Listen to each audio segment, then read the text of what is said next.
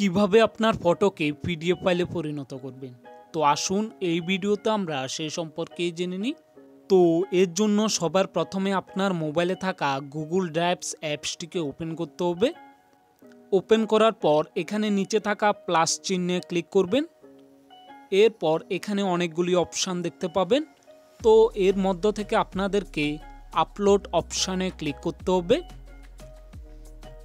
Upload অপশানে click করলে এরকম একটি পেজ ওপেন হবে। তো এখানে আপনাদেরকে যে কাজটি করতে হবে, আপনি যে ফটোটিকে পিডিএফ করতে চান প্রথমে ওই ফটোটিকে সিলেক্ট করবেন। সিলেক্ট করার পর উপরে থাকা সিলেক্ট অপশানে ক্লিক করবেন। বন্ধুরা এখানে দেখতে পাচ্ছেন আমাদের ছবিটি কিন্তু পিডিএফ হয়ে গেছে। তো আপনাকে আপনার পিডিএফ করা ছবিতে ক্লিক করতে হবে।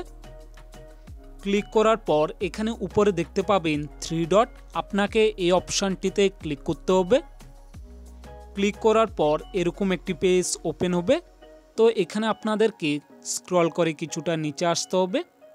নিচে আসলে এখানে একটি অপশান দেখতে পাবেন প্রিন্ট, আপনাকে এই অপশানটিতে ক্লিক করতে হবে।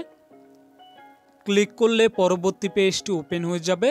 আর এখানে আপনি উপরে দেখতে পাবেন সেভ, এই অপশানটিতে ক্লিক করলে আপনার পিডিএফ ফাইল কিন্তু তৈরি হয়ে যাবে।